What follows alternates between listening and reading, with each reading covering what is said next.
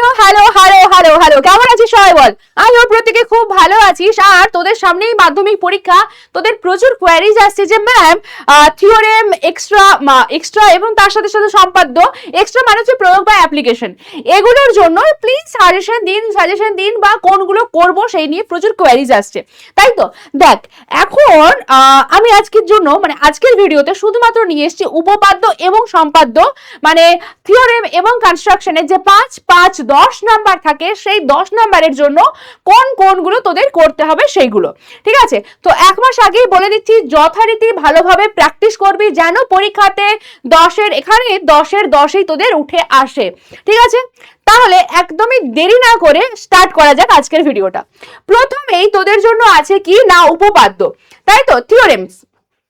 থিওরেমসে দেখ প্রথমেই আমি যেটা রেখেছি আমাদের একদম শুরুর চ্যাপ্টার মানে জিওমেট্রি, যেটা শুরুর চ্যাপ্টার অর্থাৎ বৃত্ত সম্পর্কিত উপপাদ্য, সেখানের যে প্রথম দুটো থিওরেম আছে সেই দুটো থিওরেমে কিন্তু আমাদের অনেকদিন পড়েনি, অনেকদিন আসেনি, তাই এই দুটো থিওরেম আসার চান্স কিন্তু প্রচুর রয়েছে, মানে 99% চান্স রয়েছে যে এই দুটোর থেকে একটা দেবে আমাদের, ঠিক আছে। নেক্সট আচ্ছা কি কি আমি আবার পড়ে দিচ্ছি যে ব্যাস নয় এরকম কোন একটা জ্যা যদি বৃত্তের কেন্দ্র থেকে মানে জ্যায়ের ওপর বৃত্তের কেন্দ্র থেকে যদি আমরা লম্ব অঙ্কন করে থাকি তাহলে সেই লম্ব জ্যাটিকে সমদ্বিখণ্ডিত করবে, এটা একটা। আর সেকেন্ডটা কি না ব্যাস নয় এরকম একটা কোনো জ্যা যদি থাকে আর বৃত্তের কেন্দ্র থেকে যদি কোনো সরল রেখাংশ সেই জ্যাটিকে সমদ্বিখণ্ডিত করে তাহলে এইটা কি হবে না লম্ব হবে, ঠিক আছে। এটা লম্বটা হবে, এটা লম্ব হবে। এই দুটো থিওরেমের মধ্যে একটা আসার চান্স 99%। ওকে, নেক্সট আসছি কোথায় না এই যে কেন্দ্রস্থ কোণ হবে বৃত্তস্থ কোণের দ্বিগুণ। হ্যাঁ, এই যে প্রমাণটা, এই প্রমাণটাও সেম ভাবে ইম্পর্টেন্ট রয়েছে। প্রত্যেকটা জায়গায় আমি যতগুলো প্রমাণ লিখেছি প্রত্যেকটা প্রমাণই ভীষণ ইম্পর্টেন্ট। নেক্সট কি না পিথাগোরাসের বিপরীত উপপাদ্য। আগের বছর আমাদের পিথাগোরাসের উপপাদ্য পড়ে গেছে, তাই এই বছরের ইম্পর্টেন্ট হচ্ছে পিথাগোরাসের বিপরীত, ঠিক আছে। এবার এখন তোদের মনে হতে পারে যে ম্যাম পিথাগোরাসেরটা তো আগের বছর দিয়ে দিয়েছে, তাহলে এই বছর কি বিপরীতটা দিতে পারে? হ্যাঁ বেটা, দিতেই পারে, কারণ জানিস যে অনেক সময় আনপ্রেডিক্টেবল হয়ে যায় অনেক কিছুই। লাইক এক বছর পর পর ধর এই বছর পড়েছে আমাদের বৃত্তস্থ, এর আগের বছর 2025-এ কি পড়েছে যে বৃত্তস্থ চতুর্ভুজের বিপরীত কোণগুলি পরস্পর সম্পূরক, সেম জিনিসটা পড়ে গেছে 2023-এ, 23 এবং 22 সেটা কিন্তু পর পর পড়েছে। মানছে ওটা খুবই ইজি একটা থিওরেম, বাট তোদের জন্য একটু হলেও এটা টাফ যে আগের বছর যেটা পড়েছে সেটা আমি আবার করব, সেটা তো টাফ। সেই কারণেই আমি বলছি যে পিথাগোরাসের বিপরীত উপপাদ্য এটা কিন্তু করে রাখবি তোরা, ঠিক আছে। নেক্সট যেটা সবচেয়ে ইম্পর্টেন্ট এই বছর সেটা হলো কি না সদৃশতার উপপাদ্য, ঠিক আছে। সবচেয়ে বেশি ইম্পর্টেন্ট রয়েছে সদৃশতার উপপাদ্য। আচ্ছা আমি দেখ শুধুমাত্র সদৃশতার উপপাদ্য লিখে রেখেছি, ওখানে তোদের বলেই দিতে পারে যে প্রমাণ করো কোন একটা সমকোণী ত্রিভুজের সমকৌণিক বিন্দু থেকে অতিভুজের ওপর লম্ব অঙ্কন করা হলে যে দুটো ত্রিভুজ উৎপন্ন হয় তারা পরস্পর সদৃশ এবং তারা মূল ত্রিভুজের সাথে সদৃশ, এটা বলে দেওয়া থাকতে পারে। অথবা এইভাবেও দিতে পারে যে সদৃশতার উপপাদ্যটি বিবৃত করো এবং প্রমাণ করো, তখন তোদের বিবৃতিটা মনে রাখতে হবে। এবং এই পিথাগোরাসের বিপরীত উপপাদ্যর ক্ষেত্রেও তাই বলতে পারে যে পিথাগোরাসের বিপরীত উপপাদ্যটি বিবৃত করো এবং প্রমাণ করো। যদিও এখানে পিথাগোরাসের উপপাদ্যটাই দেয় যে বিবৃত করো এবং প্রমাণ করো, এর ক্ষেত্রে বিপরীত উপপাদ্যের জন্য স্পেশালি দিয়ে দেয় যে পুরো উপপাদ্যটা কি রয়েছে, ঠিক আছে। আচ্ছা তাও কোনো রিস্ক নিয়ে লাভ নেই, এটা দুটোরেই কি করবি স্টেটমেন্টগুলো করে রাখবি, ঠিক আছে, স্টেটমেন্ট উইথ প্রমাণ। আচ্ছা নেক্সট কি আছে না অর্ধবৃত্তস্থ কোণ সমকোণ, এই যে এই প্রমাণটা, হ্যাঁ যে অর্ধবৃত্তস্থ যে কোণটা হবে সেটা 90 ডিগ্রি আসবে এই প্রমাণটা। এবং তার সাথে সাথে এই যে স্পর্শকের থেকে আমি একটাকে রেখেছি, ঠিক আছে, যে যদি দুটি বৃত্ত পরস্পরকে বহিঃস্পর্শ করে, ইনফ্যাক্ট আমি বহিঃস্পর্শটা রেখেছি এখানে, শুধুমাত্র যদি স্পর্শ কথাটা থাকে তখন বহিঃস্পর্শ অন্তঃস্পর্শ যে দুটো কেস আছে দুটো কেসেই কিন্তু করতে হবে, ঠিক আছে। আচ্ছা যদি বলে অন্তঃস্পর্শ স্পেসিফিকলি করে বলে দেয় তখন শুধু অন্তঃস্পর্শের পার্টটা করব, যদি বলে দেয় স্পেসিফিকলি বহিঃস্পর্শ তখন বহিঃস্পর্শের পার্টটা করব। আমি আপাতত বহিঃস্পর্শটাই রেখেছি।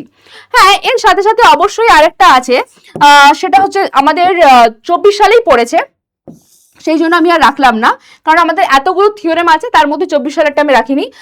স্পর্শকের যেটা, যে বহিস্থ কোনো বিন্দু থেকে যে দুটো স্পর্শক আমরা অঙ্কন করব, তারা কি করবে, কেন্দ্রে সমান কোণ উৎপন্ন করে, কেন্দ্রে সমান কোণ উৎপন্ন করবে, এই দুটো কোণ সমান, এবং এই স্পর্শক দুটি দৈর্ঘ্য কি হবে, সমান হবে। এই যে থিওরেমটা আছে, এই থিওরেমটাও ভীষণ সোজা, তোরা জানিস। হ্যাঁ, এই দুটো ত্রিভুজকে শুধুমাত্র সদৃশ কংগ্রুয়েন্ট মানে সর্বসম দেখালেই কাজ হয়ে যায় আমাদের। সুতরাং এটাও একটু দেখে রাখবি, ঠিক আছে।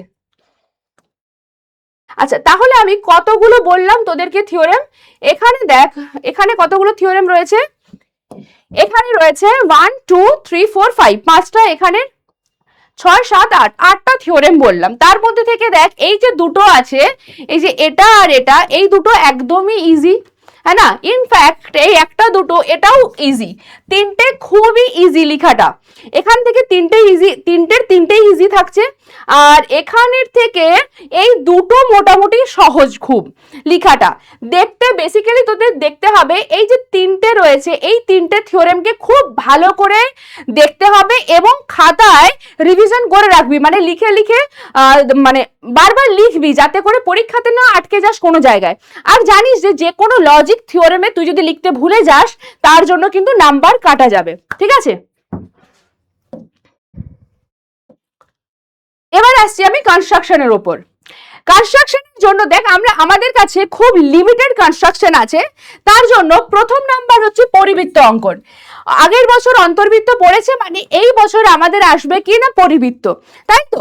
এবার আমরা যেটা সিকোয়েন্সটা দেখতে পাচ্ছি, যে এক বছর অন্তর্বৃত্ত দিচ্ছে, তারপরে বছর পরিবৃত্ত, আবার দিচ্ছে অন্তর্বৃত্ত, আবার পরিবৃত্ত, এইভাবে সিকোয়েন্সটা রাখছে। বাট এই সিকোয়েন্সটা ব্রেক হতেই পারে, ঠিক আছে, কারণ এমন নয় যে সারা জীবন জুড়ে এরকমই হয়ে আসছে, বা 17-18 থেকে এরকমই হচ্ছে, কোনো জায়গায় ব্রেক হতে পারে। কেন? কারণ আমাদের 3টে চ্যাপ্টার রয়েছে। এটা ছেড়ে দেখ স্পর্শক অঙ্কন রয়েছে, স্পর্শক অঙ্কনে স্পেসিফিকলি যে বৃত্তের যে কোনো একটা বিন্দুতে সেটা বলতে পারে, বাট তার থেকেও যেটা সুপার ইম্পর্টেন্ট, সেটা হচ্ছে যে বৃত্তের বহিস্থ বিন্দু থেকে দুটি স্পর্শক অঙ্কন করো, ঠিক আছে। আর এটার জন্যই আমি তোদের যে থিওরেম পার্টটা আছে, এই যে এই থিওরেমটা আছে, এই থিওরেমটাকে আমি একটু লেস ইম্পর্টেন্টের দিকে রাখছি। কেন? কারণ এখানে আমি এই যে কনস্ট্রাকশনটা আছে, এটা বেশি ইম্পর্টেন্ট বলে মনে করছি। হ্যাঁ, যে বহিস্থ কোনো একটা বিন্দু আছে, সেখান থেকে দুটি স্পর্শক আঁকতে হবে, আর অবশ্যই এখানে বৃত্তের ব্যাসার্ধ বলে দেওয়া থাকবে, আর কেন্দ্র থেকে কত দূরে তোমার পি পয়েন্টটা রয়েছে সেটাও বলে দেওয়া থাকবে। সেই সময় তুমি দুটো স্পর্শক আঁকবে, ঠিক আছে, বাস। আচ্ছা, নেক্সট আমরা করেছি কি না, এখানে দিয়েছি আমি দেখ √23 বাহু বিশিষ্ট বর্গক্ষেত্র অঙ্কন। আমাদের পরে জ্যামিতিক উপায়ে √23 এর মান নির্ণয় করো, জ্যামিতিক উপায়ে √12 এর মান নির্ণয় করো। এইগুলো ছেড়ে এখন নতুন ভাবে দিয়েছি যে বর্গক্ষেত্র অঙ্কনটা, যেখানে আমাদের √23 বল বা √12 বল, এদের মান নির্ণয় তো প্রথমে করতেই হয়, তারপর আমরা বর্গক্ষেত্রতে যাই, তাই তো। আচ্ছা, আবার এই ওয়েতেও দিতে পারে √12 মানে কত না 4 × 3², তাই তো। মানে এখান থেকে বলতে পারে 4 এবং 3 এর মধ্য সমানুপাতি নির্ণয় করো। এর মধ্য সমানুপাতি সেটা হলো √12, ঠিক আছে। তো মধ্য সমানুপাতি ফরম্যাটও দিতে পারে, এটা যেভাবেই দিক না কেন সেম জিনিস, একই জিনিস। বর্গক্ষেত্রটা যদি দেয় সবচাইতে সহজ রয়েছে। এটা ছেড়ে আর দুটো জিনিস রয়েছে, একটা হচ্ছে আয়তক্ষেত্রের সমান ক্ষেত্রফল বিশিষ্ট বর্গক্ষেত্র অঙ্কন।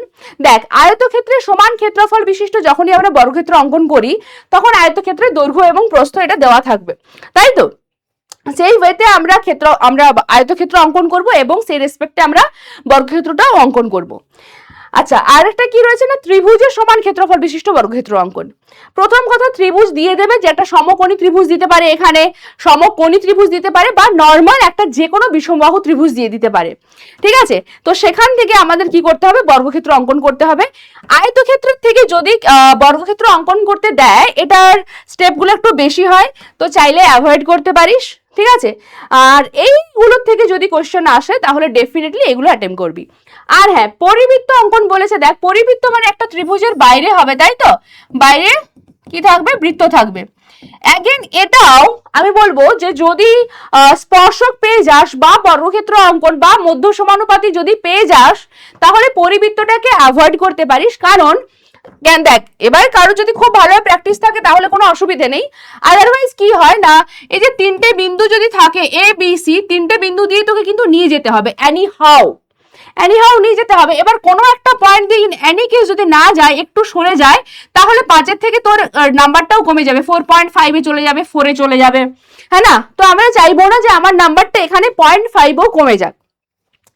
তাই চেষ্টা করবি নিজেরা বাড়িতে খুব ভালো করে প্র্যাকটিস করার। বলে দিলাম 1 মাস আগের থেকে, হ্যাঁ, যে কি কি গুলো আসতে পারে আমাদের, এইগুলোই প্র্যাকটিস করতে থাক, এন্ড অবশ্যই কিন্তু 10-এর 10 আসবেই, ঠিক আছে? বাস, থ্যাংক ইউ সো মাচ এটার জন্য। ভিডিওটা দেখে ফেল অ্যান্ড নিজেরা প্র্যাকটিস করতে থাক। আর পরের ভিডিও ডেফিনেটলি থাকছে প্রয়োগের উপর, ঠিক আছে? চল তাহলে। অ্যান্ড হ্যাঁ, ডেফিনেটলি কমেন্ট করবি যে প্রয়োগেরটা কবে চাই তোদের, ঠিক আছে? যে জানুয়ারি ফার্স্ট উইকে চাই নাকি খুব, মানে ফার্স্ট উইক তো অলমোস্ট হয়ে গেছে, জানুয়ারির কবে চাই বা কতটা তাড়াতাড়ি চাই সেটা ডেফিনেটলি কমেন্ট করবি যে হ্যাঁ, প্রয়োগের ভিডিও, সাজেশন ভিডিও খুব তাড়াতাড়ি চাই। এটা আমি যদি দেখি কমেন্ট বক্সে রয়েছে প্রচুর কমেন্ট, দেন আমি খুব তাড়াতাড়ি এটা আপলোড করে দেবো, ঠিক আছে? চল তাহলে আজকের মতন টাটা।